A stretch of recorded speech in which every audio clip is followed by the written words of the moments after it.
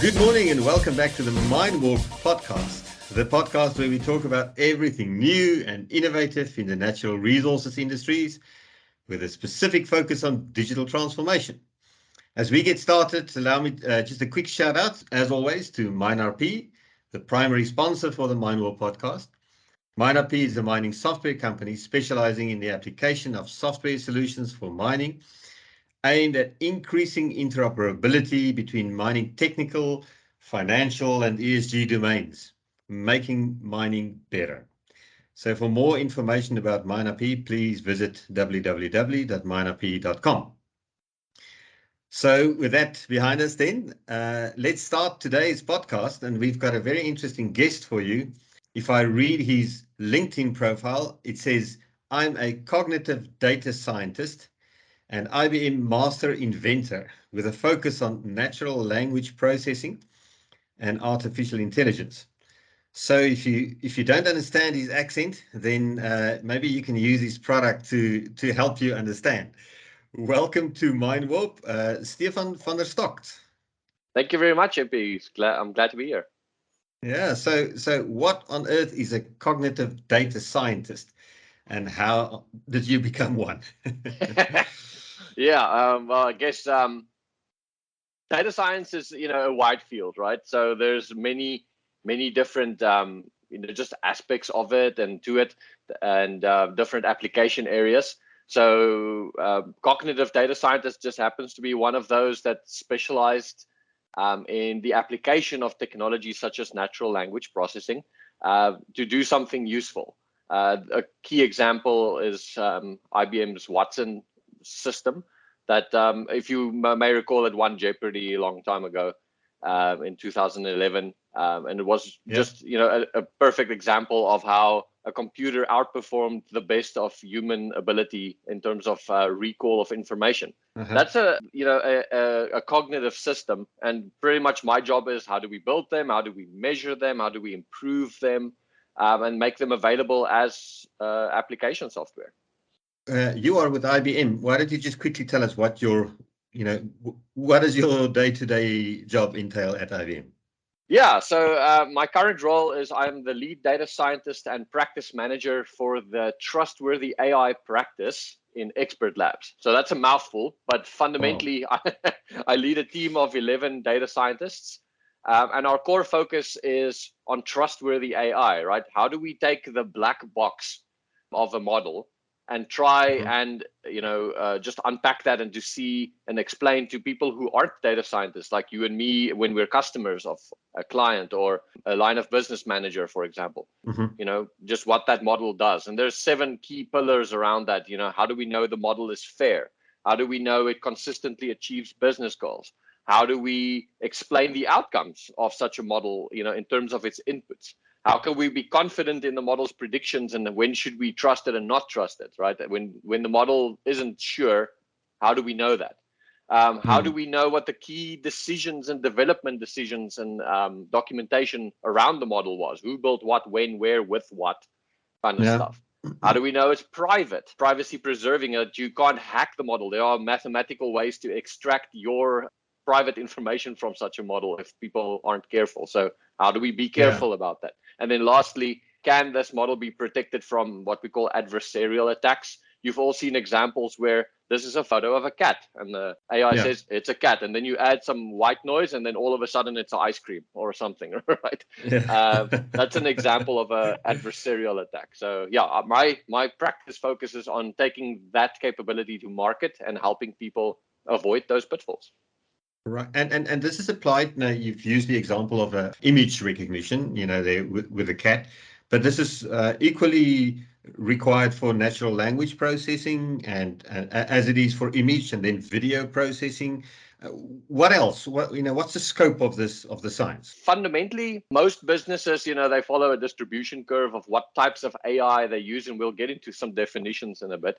But most of the huge Fortune 500 companies are fundamentally doing classification, regression, or a little bit of optimization here and there, right? Supply chain, that kind of stuff. Just by sheer volume, most of it is classification based. Like, should I give you a loan or not give you a loan? Should I hire this person or not hire this person? You do get some interesting use cases, like should I pack the strawberry into that packet or not? What is fair, that I've seen in retail.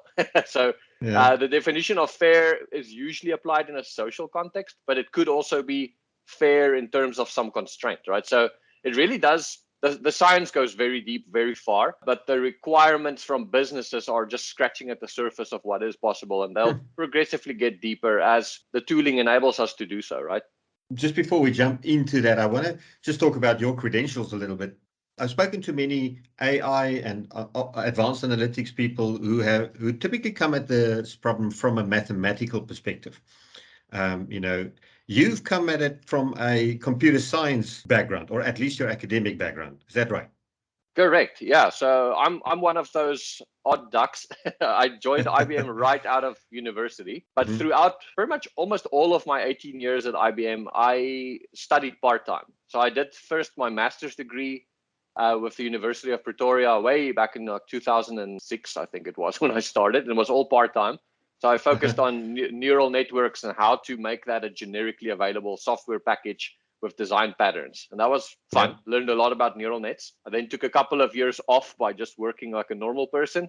And then I started my PhD in hyperheuristics and optimization using something called swarm intelligence and evolution. So nature-inspired algorithms. For me, that's the pinnacle of AI, right? When we're mimicking nature's ability to make things better and be smart, but we necessarily don't understand how it does that. We just know that it works, right? That really hooked me. So yeah, I did a PhD in that, focusing on hyperheuristics that dynamically change optimization algorithms on the fly as it solves a problem. So it's like an Alt-Tab button, if you want to think of it that way. There's change methods if we notice the current one doesn't work. And just to make my life harder, I said the problem also changes while we're solving it. So truly dynamic problems. I characterized the types of change that are possible. There's only 27, by the way. And then which algorithms work well in which types of environments. Sometimes random is a better strategy than anything if it's like very chaotic changes and so forth, right? Yeah. So, I mean, just on that, well, you said we'll get to defining some terms. So let's talk about those definitions quickly. First definition, heuristics. What are heuristics? A heuristic is an interesting word, right? It comes from the original Greek. I think it's pronounced heuristos. It's essentially a guess, a best guess effort. Some problems are so hard that we as humanity, with all the computing power in the world for millions of years, cannot work out what the correct answer is using pure math and algebra alone. It's just too many steps.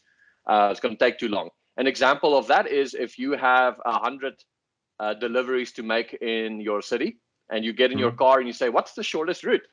It sounds easy, but the whole internet cannot compute that for you. You have to guess what the best one is.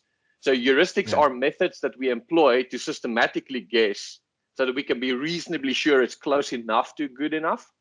But you can never be sure that it is the best way. So that's the essence of the word heuristic. It's how do we guess well? Yeah, and so what on earth is a hyperheuristic? And I've also heard the terms meta-heuristics used in the same sentences. Yeah, so a heuristic is a very fixed thing. Like you've all heard this one, right? When you're in a maze, always keep left. That's a heuristic, right? Because you're literally just blindly following some truth, right? And most of the time that will be okay, unless someone designed the maze not to work with that heuristic. So a meta heuristic is a parameterized heuristic. So you can tune it if you want to think of it that way. That's a meta heuristic. And there are many types, and there are simple ones like why turn left? Maybe it's turn left every second time or whatever, right? Yeah, a range of kind of seeding values from which to pick. Correct. Yeah, and it gets very complex. Like if you've heard of particle swarm optimization or genetic programming, all those are also meta heuristics. They follow some determinate logic, but the conditions that they work on might be stochastic or learned over time. But ultimately, they are meta heuristics. We're tuning the algorithm to do the choice based on either what it sees or external state we put in. So as humans, of course, we use heuristics a lot. I mean, we use previous experience and learned background information to kind of see the way that we make decisions. But if we jump into the world of artificial intelligence, and I guess machine learning more specifically, then we've got to give our learning model some background data to start off with, don't we? The context matters, right? So one of the key quotes I've heard, like that shaped a lot of my PhD, is a quote by a person who helped build out the Scala Z library. And this is getting deep in the weeds of functional programming, right? But he said, liberties constrain and constraints liberate. And there's a story around that. So a teacher was running a class of above 7-year-olds. And every recess, the kids wanted to go play outside.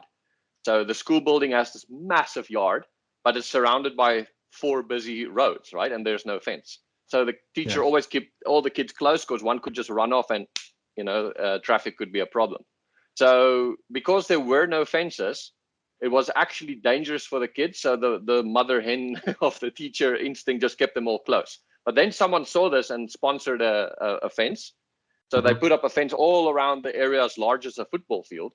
And by the time, this was done, she could then let the kids run free, and they had like 100 times more area that they could play in because there were fences, right? So constraints liberate, and liberties constrain is a fundamental quote. And AI is built on this very premise, right? If you bring your data of your business problem, and it could be anything, it could be like a Caterpillar truck, those big ones that you guys use in the mines, right? And you just have all the sensor data, all the driving, telemetry, all that stuff. All of a sudden, you're coming out of this wide world of infinite possibilities down to, this is what the truck did in real life. Here's all the measurements. So now you're in a context, and the AI can learn from that because you've given it information. And now that's the heart of machine learning, is how do we extract the patterns within that data and try and use it in a predictive sense. So that's machine learning. You literally look at data and you mimic and extract the patterns and use it, right? So, I mean, how did you get involved in this? You told us an interesting story, about your summary of what happened just after Watson won the Jeopardy. Yeah, so it was a few years after my master's degree was completed. I was just working at IBM as a quote-unquote IT guy, right, which was fantastic. It gave me a solid grounding in enterprise software. And then at some point, IBM acquired the SPSS company, which is a world leader in predictive analytics and data mining, as we called it back then. I think that was around 2010. So I just learned it because I was curious and that's what I wanted to do with my life. But at that point, enterprise software wasn't ready for it yet. With the acquisition of SPSS, IBM said, we're going mainstream with this stuff. So I got it, and that was good. And eventually that became my day job in IBM as well. So lesson 1, always do what your passion is, and eventually your real life will follow you. But then a pivotal moment happened, right? Watson won that Jeopardy challenge, where it beat the 2 greatest humans of all time in that quiz show. For those of you that don't know Jeopardy, they give you the answer to a question, and you have your response has to be, what is the question? This river flows through the Orange Free State, and the Vaal River flows into it. And then MP says, what is the Orange River? Correct, MP, you have done it. So do I get to beat Watson now? Yeah, now you've won some money. And the question is, can you do that question quicker than Watson, right? And that machine just obliterated the world's best champions of all time. So it's a precision recall discussion, information recall architecture. And I just watched that in 2011 in February, I think it was. And I was amazed at what we could do. It's a grand challenge that IBM, built. Yeah. And people thought we were in a new era of AI, and arguably we are, right? Yeah, I learned everything I could about that system, scrounged from IBM research, all the materials I could get because I'm on the intranet, and I just learned it. And long story short, you talk to your colleagues and the marketing department finds out about it. And then I was offered the opportunity to go and present this for an hour at one of IBM's flagship events in South Africa every year, where 700 of the top business leaders were, invited to. And yeah, I followed the stage after Gary Kasparov was the key speaker before me, and I had to explain Watson. I could not believe it, right? That's the power of IBM and why we work at this company. So yeah, they flew him Wow. out, and little me followed him to explain Watson, and that was still one of my greatest moments, at least for personal growth. But little old you didn't really remain little old you. I did a bit of a look up on Google Scholar, and I see that since, for the past 4 years, you've been cited more than 302 times on Google Scholar in academic work and similarly. So clearly, it's not only IBM that took notice. I want to just go ahead and talk about this again, bringing in the definition of heuristic, so we know that there's going to be background information against which something learns and that it uses to make decisions.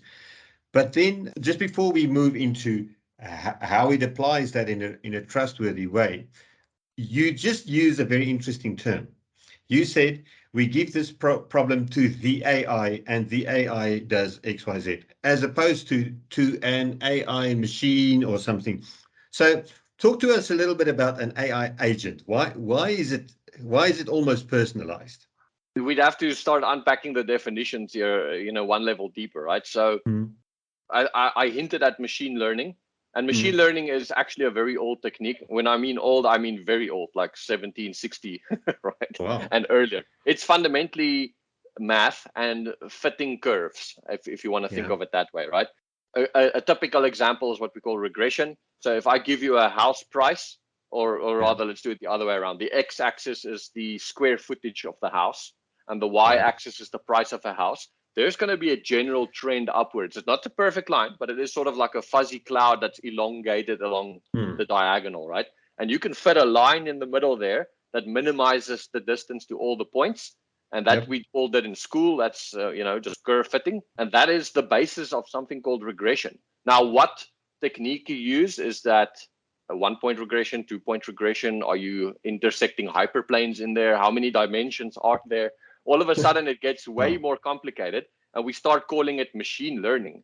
Mhm. If we're using heuristics to do that, for example, or deep learning or matrix multiplication.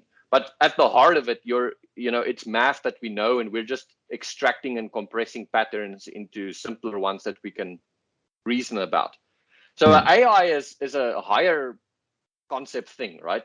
It's artificial intelligence, where machine Mm. learning is about a decision. Is it Mhm. yes or no? Is it A or B? AI is the system that you build around it, where the goal is to actually learn how to make that decision. So that starts getting interesting, right? So machine learning is trained. You've all heard of this, data preparation, data understanding, exploratory data analysis, development of the machine learning algorithm and Yeah. model, testing, all that stuff. That's the life cycle of machine learning. It's all manual. Humans tend to do most of that, right? If not all of it. But AI, you start going higher order and you say, can some of these steps be brought into the machine learning process itself? Can I let it teach itself? Mm. That starts Mm. getting freaky, right? It does. Yeah, and But and but that's but I guess fundamentally that's it. the whole objective.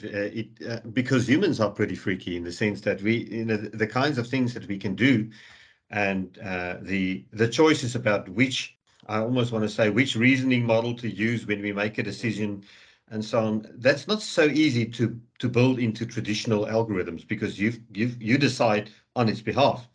And if I understand you correctly, now you're saying, well, okay, maybe the machine gets to decide how it thinks about something and what it prefers and which approach to prefer to other approaches, etc. Yeah, and that's the problem, right? Because academics get excited about that. It's like, wow, that's amazing. But then business people get really upset about that because it's like, I don't understand it anymore. And Yeah. there's the disconnect that we currently face in humanity is these AIs are getting more and more powerful, more and more Hmm. integrated and self-learning. So things like the product recommenders on large websites that sell you products and deliver them to your door.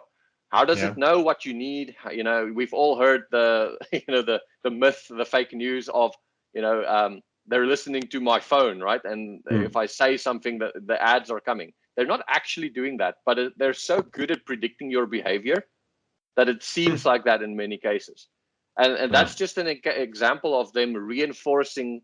what they know about you based on your behavior, what you browse, what you And buy. of course, based on what other people like me do. Yeah, exactly, right. It's mimicking patterns, and the pattern happens to be you're the pattern, right?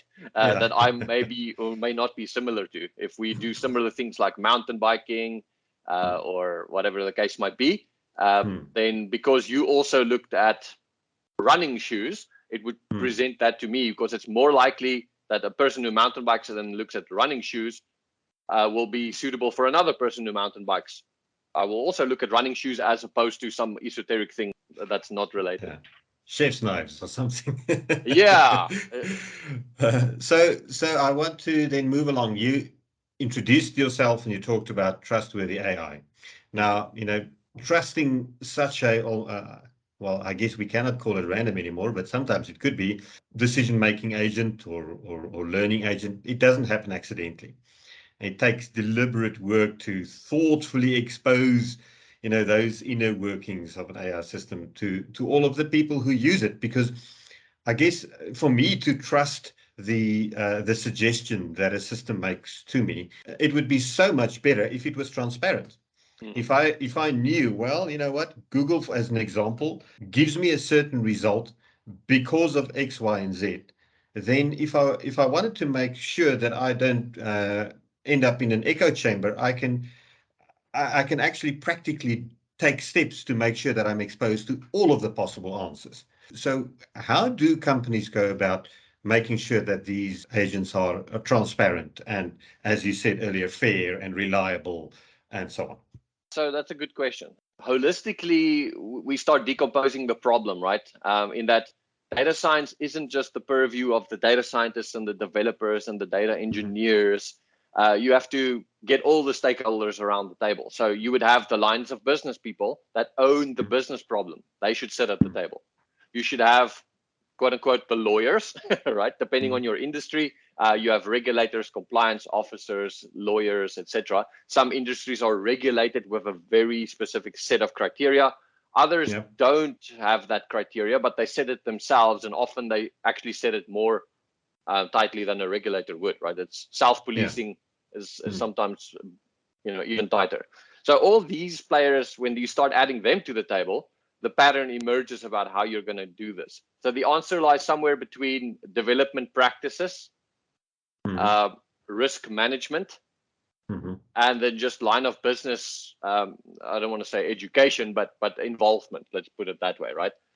Yeah. So you've actually got to understand the business for which you are trying to create a solution. It's not only, oh, here's this fancy computer, let's let it loose on your data and see, what it comes up with.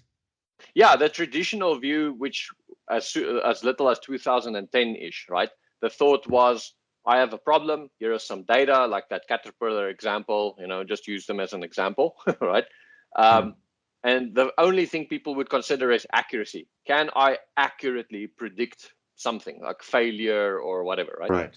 And that's all that people worried about. And the business was, how accurate is it? How accurate is it? Because if you're going to use this, better know that it works. But, people are starting to realize ever since 2014 onwards, there's been an exponential increase in academic literature about things like fairness, about transparency, explainability. So it's about more than just that, right? It's the same as hiring a person. You're not just going to hire the smartest person that always gets all these test questions correct, but can't speak, can't relate to people, can't present his findings or her findings in a systematic manner in a report or in a presentation. So you're looking for a well-rounded individual. So we're just taking those practices, if you will, from the hiring world to AI and saying there's more than just doing the job well. You need to understand and have a trade-off between the risks involved. What are the business factors driving it? What can we push? What can't we push? And so forth. So when we met, I don't recall when exactly it was, 10 odd years ago, maybe. We were looking at an optimization problem for a South African mining client, trying to figure out what the optimal distances were between different levels in a mine and so on. And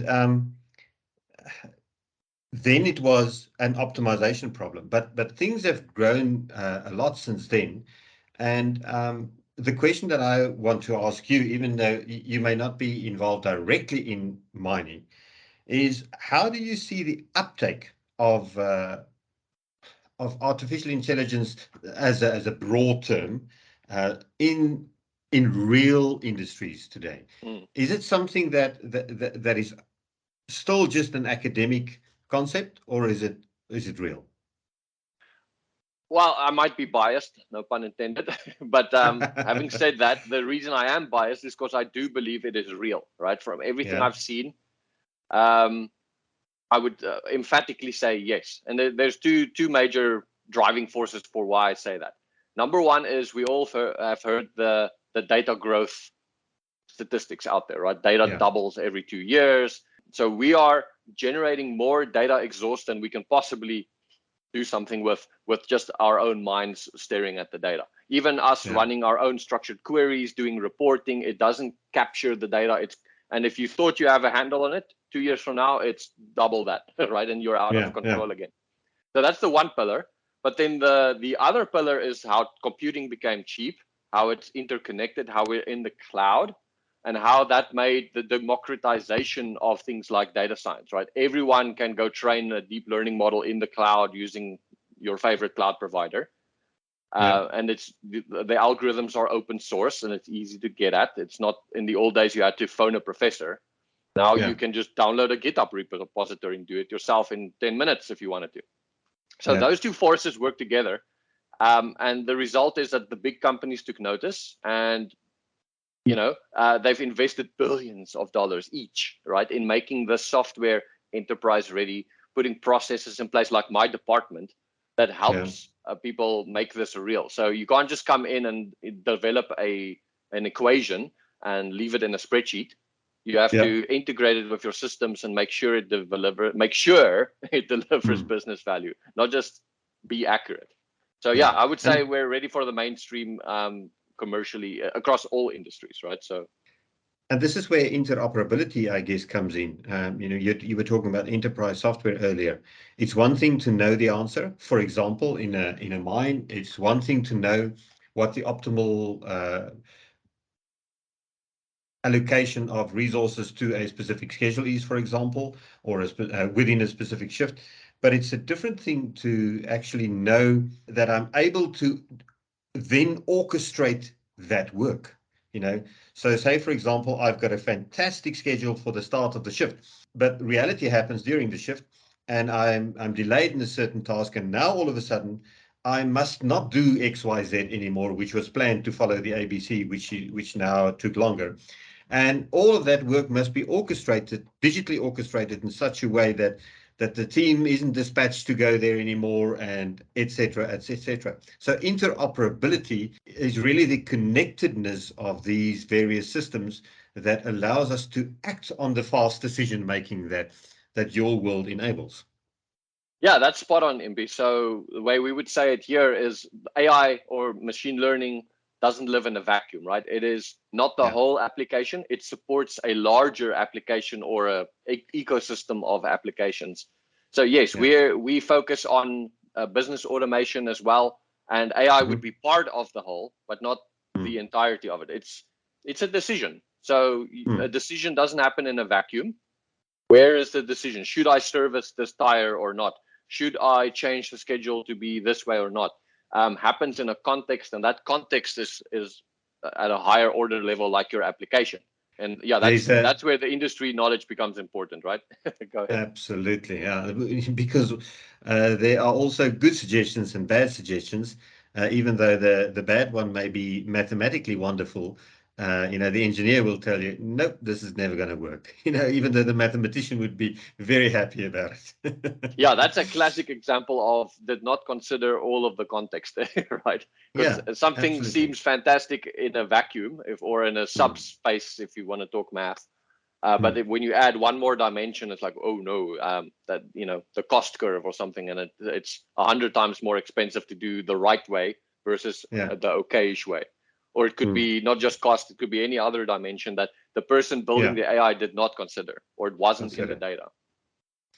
I recently heard someone say change has never been this fast, and yet it'll never be this slow again. So I guess we're in for a very interesting next decade as we look at the maturing of these technologies and the adoption of these technologies in industry. Yeah, for sure. I mean, I'll comment on that quickly. Is Yeah. like I said, the technology grows exponentially. More compute power, more data, more algorithms, more cloud providers, all that stuff. But change management for any industry, any company, we didn't change as humans, right? So Right. for us to change our entire way of thinking as a company that has in many cases decades of we've always done it this way is hard, and that has not changed. So yes, you're Yeah. definitely right. Getting in there and chaperoning people through the change is a very important function. And then I love the expression that you use the term ecosystem, but in real world there's also an ecosystem at play. I like where that. where people that we hardly want other people to tell us what to do. Never mind some clever algorithm that sits somewhere in an anonymous cloud, white labeled to tell me what to do. Listen, Stefan, we're out of time. This was really, really good. And I'd love to continue just more and more, but I guess we've got to draw this to a close. And as we do always, I'm going to ask you also, what's on your bedside table? What are you reading, and what do you propose the rest do? Yeah, so I'm currently reading two things, right? So the one is a storybook. It's Yeah. a series called The Wheel of Time. For those of you who know what that is, it's the longest fantasy series ever written, 15 books, most words ever, and it's regarded by many as the best story ever written. So, again, I might be biased. So I'm planning on finishing it this time because I didn't quite get through it, and the author was still writing it by the time I got to book 9 out of 15. Wow. Anyway, so yeah, that's the one thing. And then the other thing, more business-like, is this book that I'm looking at. Its title is How to Predict Everything: The Formula Transforming What We Know About Life and the Universe by William Poundstone. So it's a really good book. It's an entertaining read. It's not like a textbook or anything. And it goes about the story of a guy that uses an equation from hundreds of years ago. And he's standing next to the Berlin Wall. And he just completed his studies in this equation, and he tells his friend, based on the data, this wall is going to fall in 26 years, give or take, a certain margin of error in months.